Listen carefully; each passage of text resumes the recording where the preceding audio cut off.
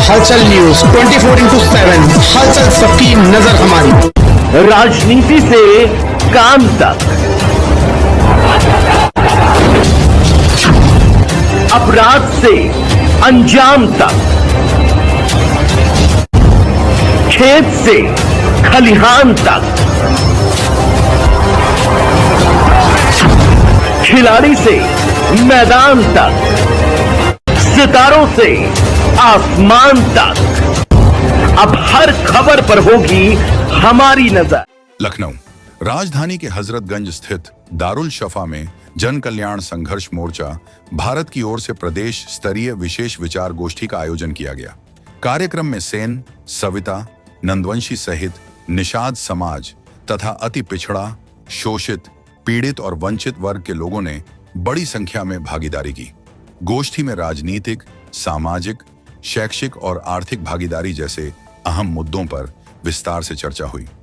मुख्य अतिथि व जन कल्याण संघर्ष मोर्चा भारत के राष्ट्रीय अध्यक्ष श्याम बिहारी ठाकुर ने कहा कि समाज के वंचित वर्गों को राजनीतिक प्रतिनिधित्व दिलाने के लिए संगठन लगातार संघर्षरत है।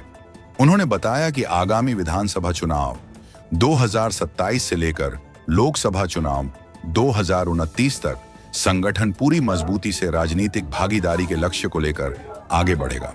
कार्यक्रम को संबोधित करते हुए चुनावी रणनीतिकार राहुल निषाद ने कहा कि आज की राजनीति केवल भाषणों और नारों तक सीमित नहीं रह गई है, बल्कि जमीनी संगठन, बूथ स्तर की तैयारी और समाज के हर वर्ग से निरंतर संवाद आवश्यक है। वहीं प्रदेश उपाध्यक्ष विजय कुमार ठाकुर ने कहा कि अब तक जिन दबे कुचले वर्गों को प्रतिनिधित्व से वंचित रखा गया, उन्हें मुख्य धारा में लाने का समय आ गया है।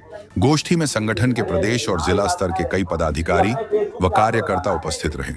कार्यक्रम का उद्देश्य समाज के वंचित वर्गों को संगठित कर उन्हें राजनीतिक रूप से सशक्त बनाना बताया गया।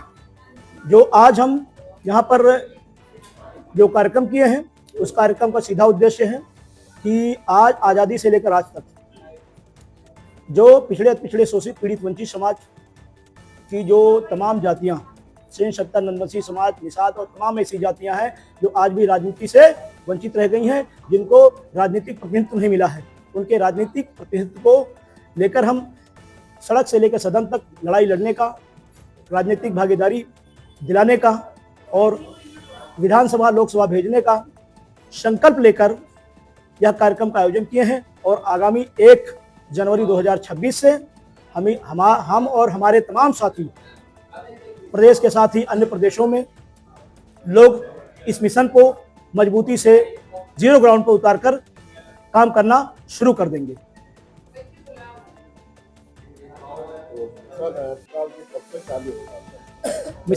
मिशन चालू नहीं, आज से शुरू हो गया है। अगर आप लोग हमारे पत्रकार बंधु सब हमारे साथ बैठे हैं तो इसका मतलब आज से मिशन यह आरंभ हो चुका है, मिशन का आगाज शुरू है। और इसी के साथ साथ ही मैं अभी आप सभी पत्रकार बंधुओं का हार्दिक वंदन, अभिनंदन करता हूं और स्वागत करता हूं और साथ ही नए वर्ष 2026 की आप सभी को हार्दिक बधाई देता हूं। 2027 चुनाव को लेकर क्या सोच रहे हैं आप? 2027 के मिशन की हमारी पूरी तैयारी चल रही है और हम जो है मिशन के माध्यम से पूरी तैयारी कर रहे हैं और चुनाव के पहले ही हम अपने सारे पत्ते खोल देंगे। और तमाम पार्टियों से हमारी बातचीत चल रही है। अगर पार्टियां हमसे मिलकर चुनाव लड़ना चाहेंगी तो मोस्ट वेलकम है, नहीं लड़ती हैं तो हम 403 विधानसभा पे अपने प्रत्याशी उतारकर मैदान में आ जाएंगे। गठबंधन का भी कोई विचार है पार्टी का? अगर पार्टियों से तालमेल बैठता है, अगर मानसिकता बैठती, सोच बैठती है, जो हमारे पिछड़े शोषित, पीड़ित, वंचित समाज के लोगों को, जो हमारे लोगों को अधिकार देने पर कि धरातल पे बात करेंगे और ये लगेगा कि हमें धरातल पे उसका हमारे लोगों को लाभ मिल रहा है, सदन भेजने काम करेंगे तो हम उससे समझौता भी कर सकते हैं। अगर ऐसा नहीं लगता है तो हम अपने प्रत्याशियों को अपने दम पर 403 विधानसभा में उतारने का काम करेंगे। महिलाओं की कितने प्रतिशत की भागीदारी रहेगी 2027 में चुनाव में और 2026 और 27 में महिलाओं की अनुच्छेद 340 एक्ट के तहत जो भारतीय संविधान के से मिला हुआ है, प्रदत्त है, उसमें कम से कम 30% महिलाओं की भागीदारी रखेंगे। मीडिया के माध्यम से क्या कहना चाहूँ? मैं मीडिया के माध्यम से कहना चाहता हूं कि आज भी जो समाज, कोई भी समाज हो, जो राजनीति से छूता रह गया, क्योंकि राजनीति है ऐसी चाबी है जिससे सभी तालों के खोले जा सकते हैं, और जिनका प्रतिनिधित्व नहीं है उनकी बातें लोकसभा विधानसभा में नहीं उठती हैं और उनका उद्धार नहीं हो पा रहा है। आज वो आए दिन तमाम शोषण घटनाएं, अत्याचार, महिलाओं के साथ बलात्कार, तमाम जघन्य अपराध, हत्या, तमाम चीजें हो रही हैं। उनका प्रतिनिधित्व लोकसभा विधानसभा न होने के कारण उनकी आवाजें विधानसभा में नहीं पहुंच पा रही है। हमारे तमाम पिछड़े शोषित पीड़ित वंचित समाज की जातियों की महिलाओं के साथ तमाम अत्याचार शोषण हो रहा है, उनकी आवाज लोकसभा विधानसभा तक बुलंद नहीं हो पाई। उस आवाज को बुलंद करने के लिए हम एक मिशन का आगाज किए हैं। मेरा नाम राहुल निषाद है, मैं अयोध्या का निवासी हूँ और मैं चुनाव के लिए योजना तैयार करता हूँ। ये जो है एक प्रोग्राम लखनऊ में रखा जाएगा जिससे कि जो हमारा समाज है वो पिछड़ा हुआ है, उनको आगे आने का मौका नहीं दिया जा रहा है, राजनीति में भागीदारी नहीं दी जा रही है। कार्य योजना तैयार की है जिससे कि जो है हमारे लोगों को मजबूती मिले, हर बूथ पे जो है हमारे लोग तैयार हों और आने वाले जो है आगामी चुनाव 2027 में मजबूती के साथ जो है हर जो है बूथ पर 20-20 लोग और एक विधानसभा में 8,000 लोग, एक जिला में 40,000 लोग जो है इकट्ठा होकर जो है अपने समाज की बात को जो है आवाज उठाने का काम करे। जो हमारे समाज के लोगों को टिकट नहीं दिया जा रहा है, जो मेहनत करने के बाद भी अपना एक जो है जिले में अपना एक छवि बना लेते हैं, अपनी ताकत बना लेते हैं, फिर भी जो है उनको जो है पीछे रखा जाता है। उनको आगे लाने के लिए श्याम बिहारी जी ने बोला कि भाई साहब आइए और जो है कार्य योजना तैयार कीजिए जिससे कि जो है समाज में एक बदलाव हो और हमारे भी विधायक जो है विधानसभा में जाकर जो है अपनी जो मांगे होती हैं उसको जो है पूर्ता करवाने का जो है अपनी साहस आए। क्योंकि जब तक हम लोगों के पास ताकत नहीं होगी, विधानसभा में हमारे लोग नहीं पहुंचेंगे, तब तक जो है बदलाव नहीं होने वाला है। और जब तक बदलाव नहीं होगा तो हमारे लोग पीछे रह जाएंगे, अशिक्षित रह जाएंगे। शिक्षा से जोड़ने के लिए, बेतंगी से जो है आर्थिक तंगी से निकलने के लिए जो है हमारे समाज को जो है राजनीति में आना पड़ेगा, जिससे कि अपने समाज को एक बदला जा सके, अपनी आवाज को बुलंद किया जा सके। आगामी 2022 में जो है हर बूथ से लेकर पूरे प्रदेश में एक संगठन तैयार करने का योजना है, उसी पे जो है कार्य चल रहा है। और 9 वर्ष की बहुत बहुत आप लोग को शुभकामनाएं। और आपके माध्यम से हम कुछ कहना चाहते हैं। मेरा नाम विजय कुमार ठाकुर है, मैं प्रदेश उपाध्यक्ष जन कल्याण संघर्ष मोर्चा भारत जनपद बस्ती।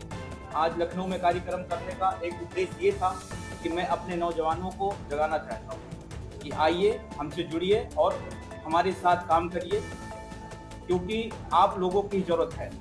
हमारे जैसे नौजवान आप लोग का आह्वान कर रहे हैं। बहुत बहुत धन्यवाद। मैं अब्दुल हलीम सलमानी, राष्ट्रीय न्यायिक संहिता सलमानी विकास मंच रजिस्टर्ड का संस्थापक। आज श्याम बिहारी जी के नेतृत्व में राजनीतिक भागीदारी का अभियान छिड़ गया है, जिसमें सविता समाज, सलमानी समाज, दोनों समाज मिलकर जुटता के ऊपर, और मैं दोनों समाज के लोगों से कहूँगा कि ये दोनों लोग एकजुट हो जाए और अपनी राजनीतिक भागीदारी की तैयारी कर लें। और हमको आने वाले 27 में विधायक सांसद की तैयारी करना है और लड़ना है। और हम लोग श्याम बिहारी ठाकुर जी। अनुज कुमार सेन, अधिवक्ता उच्च न्यायालय प्रयागराज, पूर्व प्रत्याशी, member of governing council high court bar association. आज इस लखनऊ की धरती पे जो समीक्षा बैठक की जा रही है, ये बहुत ही गंभीर विषय पे है।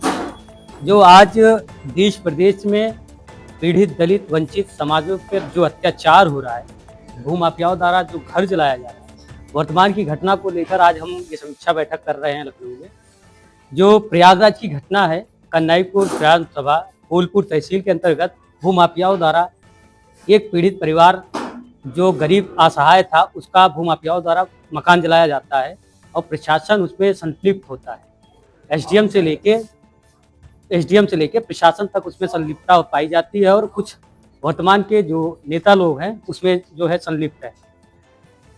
तो उस पीड़ित परिवार का मकान जलाया जाता है प्रशासन की मौजूदगी में, और उसको जब संगठन संज्ञान लेता है तो उस पर एक आंदोलन होता है। प्रशासन के बीच में पीड़ित परिवार का मकान बनवाया जाता है जिसमें प्रशासन उस चीज़ को एक्सेप्ट करती है कि ये गलती हुई है। प्रशासन और एसडीएम साहब के संज्ञान में ये मामला जाता है तो डीएम साहब वहाँ डीएम साहब और एसडीएम साहब ये आदेशित करते हैं कि पीड़ित परिवार का मकान बनना चाहिए। तो प्रयागराज मामले में हम उसको अग्रिम भूमिका निभाते हुए उस पीड़ित परिवार का मकान बनवाया और भू माफियाओं के खिलाफ एक एफआईआर के लिए एप्लीकेशन भी दी गई है और पीड़ित परिवार का मकान बनाया गया है। उसको सरकारी मुहैया सुनिश्चित कराया गया, जो एसडीएम द्वारा आदेश किया गया था उसको निरस्त करा दिया गया है। और इसी तरीके से जो पीड़ित परिवार असहाय और जो गरीब तबके के लोग हैं उनको राजनीतिक भागीदारी लाना बहुत जरूरी है, क्योंकि ऐसी घटनाएं घटती रहेंगी जब तक इस समाज का कोई उद्धार राजनीतिक भागीदारी नहीं होगा। बहुत बहुत धन्यवाद।